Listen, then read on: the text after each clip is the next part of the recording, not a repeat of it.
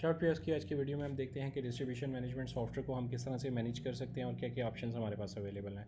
सबसे पहले हम स्टार्ट करते हैं कि हमारे पास यहाँ पर हम प्रोडक्ट ऐड करते हैं। प्रोडक्ट ऐड करते हुए यहाँ पर हमारे पास ऑप्शन होती है कि हम प्रोडक्ट के डिफरेंट एट्रीब्यूट्स के साथ और डिफरेंट यूनिट्स के साथ यहाँ पर ऐड कर सकते हैं। उसके अलावा यहाँ पर हमारे पास ऑप्शन होती है कि हम बोनस को यहाँ पर डिफ़ाइन कर सकते हैं कि कौन सी आइटम के ऊपर कितना बोनस हमें अवेलेबल है, और सेल्समैन को अगर हमने इसके ऊपर कोई कमीशन एलोकेट करनी है तो वो यहाँ पर हम कर सकते हैं।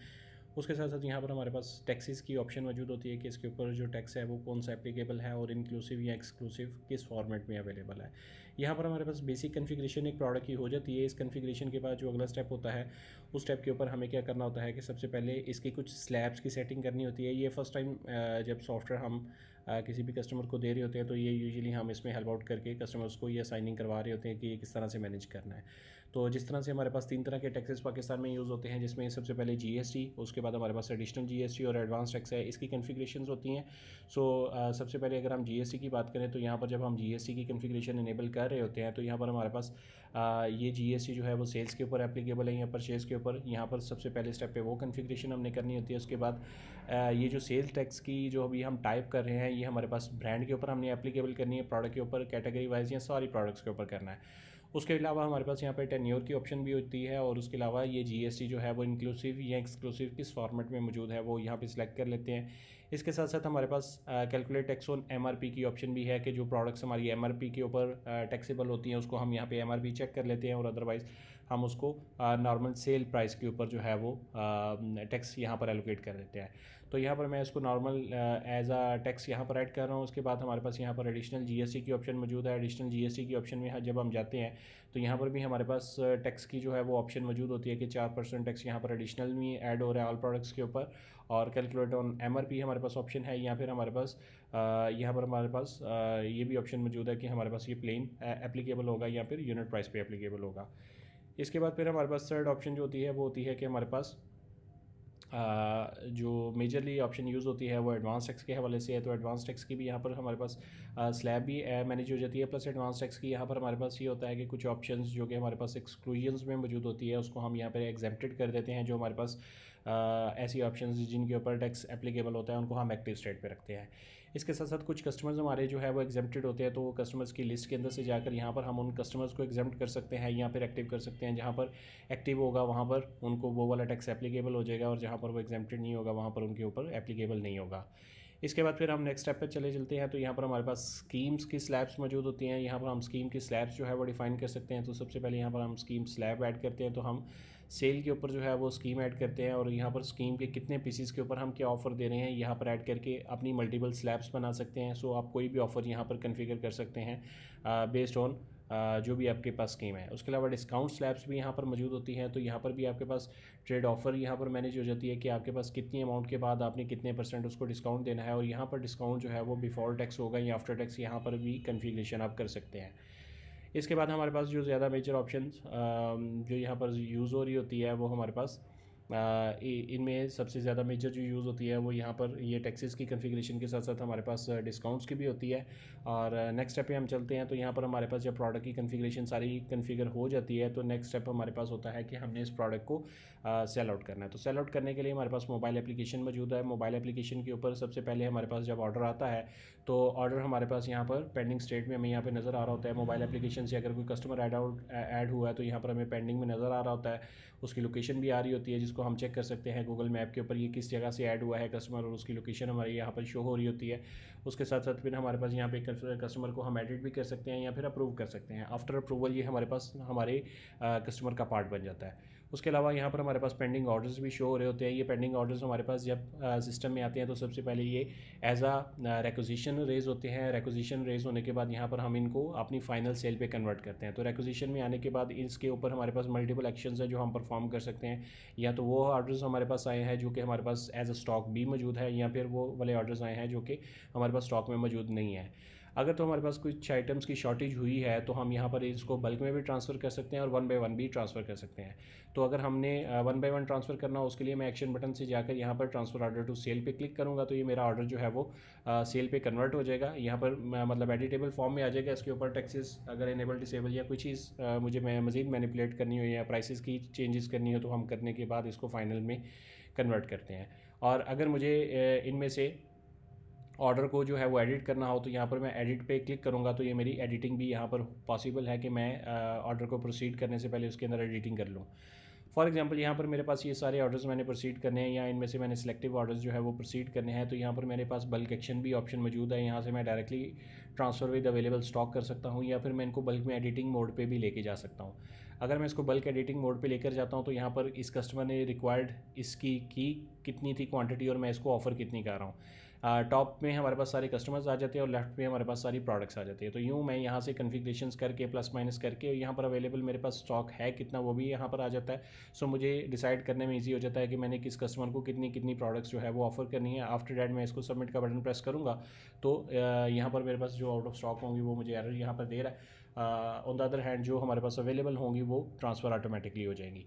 उसके बाद फिर हमारे पास जो अगला नेक्स्ट स्टेप है वो है कि हमारे पास जब ऑर्डर एक्विजिशन से ये चीज़ आउट हो जाती है तो टैक्सेस वगैरह सारा कुछ ऑटो एप्लीकेबल हो जाता है। अगर मैंने मैनुअली कोई सेल ऐड करनी हो तो मैं एक्शन से आकर यहाँ से कस्टमर सेलेक्ट करता हूँ, यहाँ पर उसका प्रीवियस बैलेंस और सिस्टम वार्निंग्स भी उसकी दे देता है। उसके अलावा मेरे पास यहाँ पर जो मैंने कन्फिग्रेशंस की होती हैं बोनस की या बाकी सारी, यहाँ पर ऑटोमेटिकली सिस्टम उसको 18% और 4 के साथ उसको पिकअप कर लेता है। और जो हमारे पास कस्टमर्स हैं जो कि अगर मैंने न्यू कस्टमर ऐड करना हो तो प्लस के बटन से ऐड कर सकता हूँ। यहाँ पर कस्टमर ऐड करने के बाद मेरे पास यहाँ पर ऑप्शंस मौजूद होती हैं कि मैंने अगर उनमें से कोई STRN नंबर किसी का लगाया है तो उसको जो है वो GSE लगे, उसको GSE ना लगे, इस तरह की सारी कन्फिग्रेशंस इसके ऊपर जो है वो ये हमारा रजिस्टर्ड कस्टमर है या नॉन रजिस्टर्ड कस्टमर है उसके ऊपर जितनी भी कन्फिग्रेशंस हैं ये ऑटोमेटिकली हमारी मैनेज हो जाती हैं।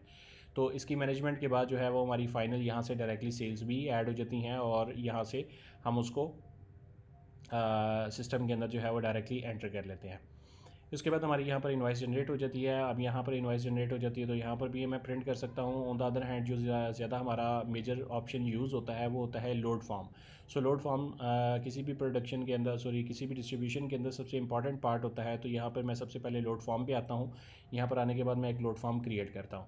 तो लोड फॉर्म क्रिएट करते हुए यहाँ पर मैंने लोड फॉर्म के अंदर कितनी ड्यूरेशन की जो है वो सेल्स को ऐड करना है, और ये रूट वाइज भी हो सकता है, ये विदाउट रूट भी हो सकता है, डेट वाइज भी हो सकता है, रेफरेंस वाइज भी हो सकता है। यहाँ पर ये पूरा सेक्शन हमने दिया हुआ है जहाँ से आप डाटा फ़िल्टर आउट कर सकते हैं। अभी मेरे पास डाटा क्योंकि थोड़ा सा कम है तो यहाँ से मैं जो है वो एक कस्टम रेंज के अंदर जो है वो सेलेक्ट कर लेता हूँ कि इधर से लेकर मेरे पास फॉर एग्जांपल यहाँ तक कि जितना भी मेरे पास सेल्स जनरेट हुई हैं वो यहाँ पर मेरे पास फ़िल्टर होकर आ जाएंगी। अब यहाँ पर मेरे पास ऑप्शन मौजूद है कि अगर मैंने इसको यहाँ से सप्लाई मैन जो यहाँ से लेकर जाएगा और यहाँ पर मेरे पास रूट में जो है वो किस रूट पर जाएगा वो भी यहाँ पर ऑप्शन है। अगर मैंने कोई सिलेक्टिव यहाँ पर आइटम ऐड करनी है, सेल आइटम, तो यहाँ से मैं सर्च करके भी ऐड कर सकता हूँ। अगर मुझे यहाँ से कुछ क्रॉस करनी है तो यहाँ से मैं क्रॉस भी कर सकता हूँ। उसके बाद अगर तो मैंने डिलीवरी डेट और सेल डेट को डिफरेंशिएट करना हो तो यहाँ से मैं डिफरेंशिएट कर सकता हूँ ताकि मेरे पास यूज़ डिलीवरी डेट जो है वो एज जो है सेल की डेट कंसिडर होनी शुरू हो जाएगी अगर मैंने इसको चेक किया। अदरवाइज़ जो डेट आपकी सेल डेट है वही वाली डिलीवरी डेट भी होती है। तो अगर आपकी एक दिन पहले बुकिंग हो रही है और नेक्स्ट डे आपकी डिलीवरी हो रही है तो इस ऑप्शन को आपने चेक कर लेना है और आफ्टर डेट आपने इसको सबमिट कर लेना है। अब आफ्टर सबमिशन ये आपके पास डायरेक्टली यहाँ पे लोड फॉर्म जनरेट हो गया है। अब इस लोड फॉर्म से आगे हमारे पास 4 से 5 काम जो है वो डायरेक्टली यहाँ से हो जाते हैं, जैसा कि इनवाइसेस को बल्क में प्रिंट करना। इसी ऑप्शन के ऊपर हम रहते हुए बल्क के अंदर इनवाइसेस सारी की सारी प्रिंट कर लेते हैं। जितनी भी हमारी इनवाइसेस होंगी वो सारी यहाँ पर डायरेक्टली आ जाएंगी और एक ही प्रिंट के बटन के क्लिक के ऊपर मेरी सारी इनवाइसेस इकट्ठी प्रिंट हो जाएंगी। पेपर की कन्फिग्रेशन एंड इनवाइस के फॉर्मेटिंग हमारे पास मल्टीपल मौजूद हैं, सो जो आप सेलेक्ट करना चाहें वो आप सेलेक्ट कर सकते हैं। सो आफ्टर डैट हमारे पास अगला स्टेप जो होता है वो स्टॉक इशुएंस ऑर्डर होता है। स्टॉक इशुएंस ऑर्डर को ले जाकर जो है आपका वेयर हाउस के अंदर से सामान निकाला जाता है जिसके अंदर टोटल रिक्वायर्ड क्वांटिटीज़ जो है वो लिखी होती हैं और जो आपका वेयर हाउस कीपिंग होता है पर्सन वो उसमें से उतना उतना स्टॉक जो है वो आउट करके लेके आ रहा होता है। उसके बाद जो नेक्स्ट हमारा स्टेप होता है वो इनवाइस समरी होती है। ये गाड़ी के साथ जाती है ताकि जो है वो गाड़ी वाला जब माल डिलीवर कर रहा हो तो उसको पता हो कि मैंने कौन सा सामान किस कस्टमर को देना है। इसके साथ साथ उसका प्रीवियस बैलेंस, इस इनवाइस का टोटल और उसका जो करंट बैलेंस है यानी टोटल पेबल है वो भी यहाँ पर साथ में शो हो रहा होता है ताकि वो उसकी पेमेंट कलेक्शन उसके लिए ईजी हो जाए।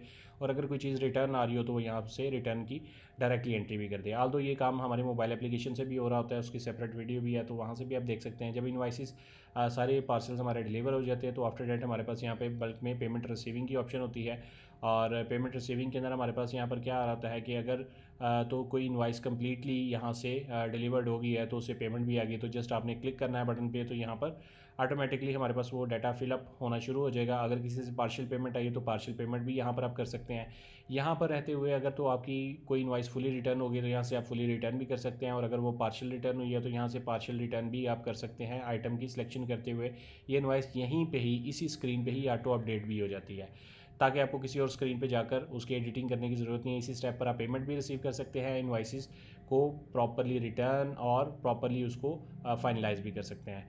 उसके बाद करने के बाद यहाँ पर आप सेलमैन सेलेक्ट कर लेते हैं जिसने इसकी पेमेंट लाई होती है, उसकी पेमेंट रिसीविंग डेट और पेमेंट मेथड सेलेक्ट करके आप इसको सबमिट करते हैं, तो ये आपका लोड फॉर्म की पेमेंट्स यहाँ पर कंप्लीट हो जाती हैं। सो आफ्टर डैट यहाँ पर हमारे पास ये स्टेप भी मुकम्मल हो जाता है। और उसके बाद फिर अगर आपने बल्क में डिलीवरीज जनरेट करनी है जो कि मोबाइल एप्लीकेशन के लिए यूज़ होता है, जो कि उसके अंदर उसको टारगेट्स वगैरह भी नज़र आ रहे होते हैं कि मेरे पास कौन से टारगेट्स हैं, मैंने किस शॉप से कितने ऑर्डर्स रिसीव करने हैं और मेरा क्या रूट प्लान है। सो रूट प्लान के लिए आप वो हमारी मोबाइल एप्लीकेशन की वीडियो भी देख सकते हैं, लेकिन यहाँ पर हम एक ओवरव्यू भी कर लेते हैं कि जो यूज़र्स हमारे पास यहाँ पर होते हैं उन यूज़र्स को यहाँ पर अपनी डाटा का जो है वो रूट प्लान बनाया जा सकता है। फॉर एग्जांपल इस यूज़र को मैं अगर देखता हूँ तो इस यूज़र का यहाँ पर एवरी डे का जो है वो यहाँ पे रूट्स नज़र आ रहे हैं, उसको एक्सपेंसेस की कैटेगरीज एंड परमिशंस की यहाँ पर सेटलमेंट होती है, और ये सारी ऑप्शंस जो है वो उसको एज आ डिस्ट्रीब्यूशन यहाँ पर नज़र आ रही होती है। तो इसके साथ साथ हमारे पास बाकी परचेज़ के मैकेनिज़म्स और उसके स्टॉक मैनेजमेंट जो है उसकी भी हमारी डिटेल अदर वीडियोस अवेलेबल हैं, जिसको आप देख सकते हैं। आप यहाँ पर जब हमने पेमेंट्स को मुकम्मल तौर पे कस्टमर्स को स्मार्ट डिलीवर कर देते हैं तो इसमें इंपॉर्टेंट चीज़ जो रह जाती है वो होती है कि पेमेंट्स की कलेक्शन जो कि आफ्टर डेट हमने करनी होती है। तो यहाँ पर हमारे पास एक रिमाइंडर का मॉड्यूल भी अवेलेबल है जिसमें डेट वाइज हमें पता चलता है कि किस दिन हमने किस कस्टमर से कितनी पेमेंट्स रिसीव करनी है। इसमें कस्टमाइज रिमाइंडर्स भी आप ऐड कर सकते हैं। उसके साथ साथ यहाँ पर आपके पास कस्टमर वाइज रिमाइंडर्स, हमारे पास सेल्स, सप्लायर्स, परचेजेस और इन सब के रिमाइंडर्स यहाँ पर मौजूद होते हैं, जिसको देखकर आप अपनी पेमेंट्स कलेक्शंस और उसकी मैनेजमेंट कर सकते हैं। और आप अपने लिए कस्टम रिमाइंडर्स भी ऐड कर सकते हैं ताकि आप किसी कस्टमर से कोई कस्टमर आपने ऐड करना हो इवेंट किसी डेट के ऊपर, तो आपको कैलेंडर के अंदर उसकी इन्फॉर्मेशन नज़र आती रहती है। सो इसके साथ साथ हमारे पास बाकी डिटेल में रिपोर्टिंग भी मौजूद होती है जिसमें टैक्सेबल की सारी टैक्सेस की रिपोर्ट्स यहाँ पर मौजूद हैं, जीएसटी, एडिशनल जीएसटी और एडवांस टैक्स की कलेक्शंस। और उसके साथ साथ आपकी अगर डिजिटल इनवाइसिंग की इंटीग्रेशन हो तो वो भी यहाँ पर आपको डायरेक्टली नज़र आ जाती है और डिजिटल इनवाइस की इंटीग्रेशन भी हो जाती है। तो इसके साथ साथ हमारे पास बहुत डिटेल्ड में यहाँ पर रिपोर्ट्स हैं जिसके लिए हमारे पास अदर वीडियोज़ भी अवेलेबल हैं, आप उनको भी देख सकते हैं।